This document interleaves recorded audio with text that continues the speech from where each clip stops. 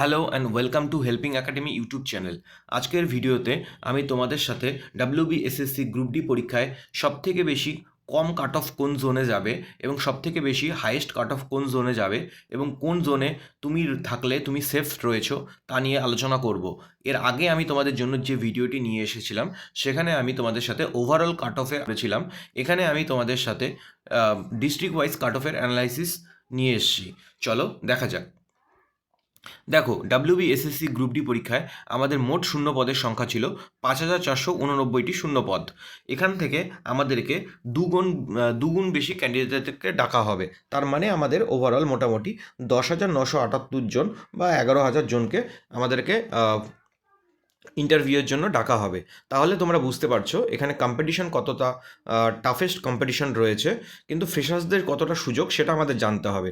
মূলত আমি এই ভিডিওটা ফ্রেশার্সদের জন্যই তৈরি করেছি, যারা নতুন এবছর পরীক্ষা দিয়েছো, যারা +5 এই নাম্বারটা পাচ্ছ না, তাদের জন্যই এই ভিডিওটি আমি নিয়ে এসেছি। তো চলো দেখা যাক। দেখো, ফ্রেশার্সদের জন্য দেখো মোটামুটিভাবে যে ডেটা আমি পেয়েছি, মোটামুটিভাবে মোট এক্সপিরিয়েন্স ক্যান্ডিডেটের সংখ্যা রয়েছে ১,০০০ জন এক্সপিরিয়েন্স ক্যান্ডিডেট রয়েছে। ঠিক আছে, তো ১,০০০ জনের কমই হবে, তার বেশি হবে না। তো এই মোটামুটি টোটাল আমাদের কটা জন রয়েছে? ৫টা জন রয়েছে।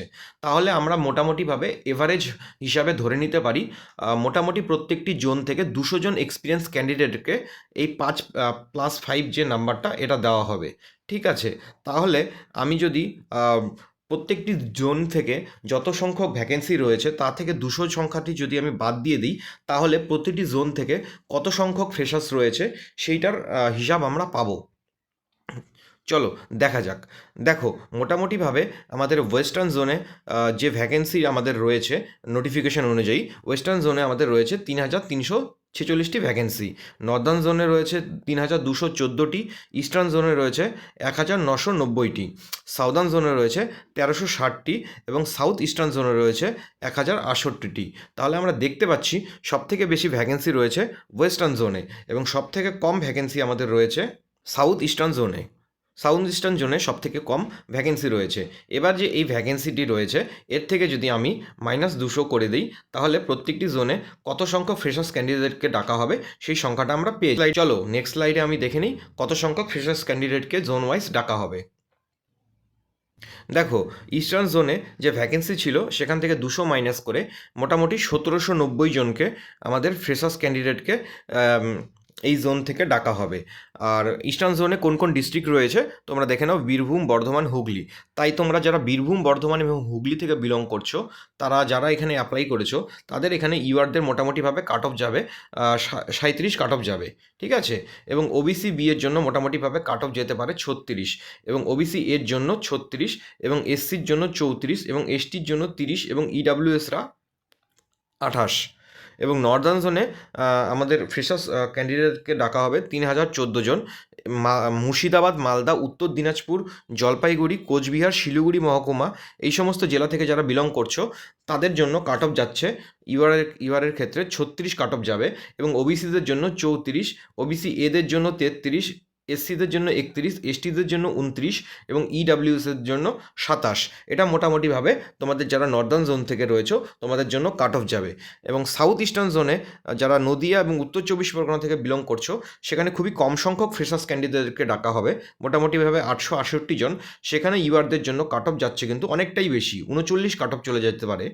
এবং ওবিসিদের জন্য 37, ওবিসি এদের জন্য 36, এবং এসসিদের জন্য 35, এসটিদের জন্য 32, এবং ইডাব্লিউএসদের জন্য 30 কাট অফ যাবে।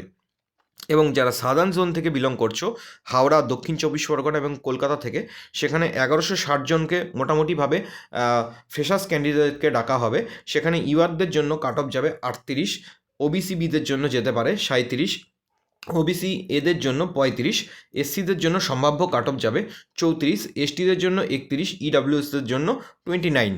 এবং যারা ওয়েস্টার্ন জোন থেকে অর্থাৎ বাঁকুড়া, পুরুলিয়া, পূর্ব ও পশ্চিম মেদিনীপুর থেকে, যেখানে সব থেকে বেশি ভ্যাকেন্সি ছিল, সেখানে মোটামুটিভাবে কোয়ালিফাইড ফ্রেশার্স ক্যান্ডিডেটকে ডাকা হবে টোটাল ৩,১৪৬ জনের মতো।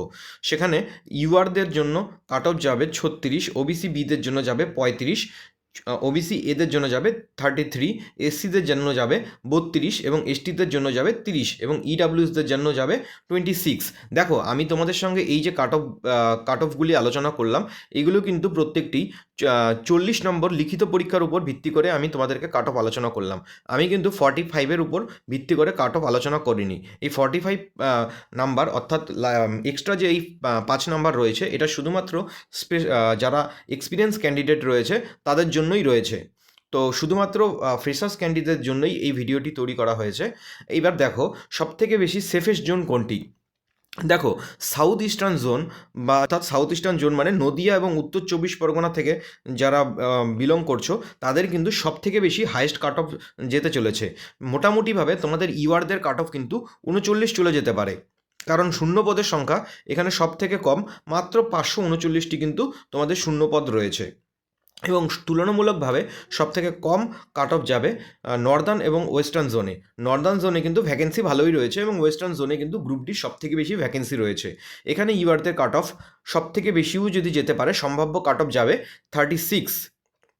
এখানে ফ্রেশার্সদের সবথেকে বেশি সুযোগ রয়েছে, মোটামুটিভাবে 3000+ কিন্তু সুযোগ রয়েছে ওয়েস্টার্ন জোন থেকে যারা অ্যাপ্লাই করেছিলে তাদের জন্য। তো ফ্রেশার্সদের জন্য একটি কথা মাথায় রাখবে, শুধুমাত্র এক্সপিরিয়েন্স ক্যান্ডিডেটরাই যে ইন্টারভিউয়ের কল পাবে এমনটা কিন্তু নয়। তুমি যদি লিখিত পরীক্ষায় যদি ভালো স্কোর করে আসতে পারো তাহলে কিন্তু তোমার ইন্টারভিউয়ের নাম আসবেই। মোটামুটিভাবে তুমি যদি একজন ফ্রেশার্স ক্যান্ডিডেট হিসাবে 37 স্কোর করো, কিন্তু একজন যদি এক্সপিরিয়েন্স ক্যান্ডিডেট সে যদি শুধুমাত্র 31 স্কোর করে, সে কিন্তু এক্সপিরিয়েন্সের নাম্বার +5 পেলেও সে 36 পাচ্ছে, তোমার নাম্বার থেকে কিন্তু সে কম নাম্বারই পাচ্ছে। তো সেক্ষেত্রে কিন্তু তুমিই কিন্তু ইন্টারভিউয়ের কলটা পাবে। তো এই ধরনের মিথ তোমরা মাথায় রেখো না, তোমরা ইন্টারভিউয়ের জন্য প্রস্তুত হও, কারণ ইন্টারভিউয়ের জন্য যে 5 নম্বরটি আছে সেটি কিন্তু ভীষণই গুরুত্বপূর্ণ একটি নাম্বার, কারণ এর উপর ভিত্তি করেই ফাইনাল মেরিট লিস্ট প্রকাশিত হবে এবং ফাইনাল মেরিট লিস্টে যার নাম থাকবে সেই কিন্তু চাকরিটি শেষ পর্যন্ত পাবে। তো এই ছিল তোমাদের জন্য district wise cut off analysis. সম্পূর্ণ প্রস্তুতির জন্য হেল্পিং একাডেমি ইউটিউব চ্যানেলের সঙ্গে যুক্ত থাকো। তোমাদের যদি ভিডিওটি যদি ইনফরমেটিভ মনে হয় তাহলে ভিডিওতে অবশ্যই একটি লাইক করবে এবং কোন জোন থেকে তুমি অ্যাপ্লাই করেছো এবং তোমার কত স্কোর হয়েছে সেটা কিন্তু কমেন্ট সেকশনে জানাবে। তো তোমরা যারা নতুন রয়েছো এই চ্যানেলে, do subscribe our YouTube channel. Thank you.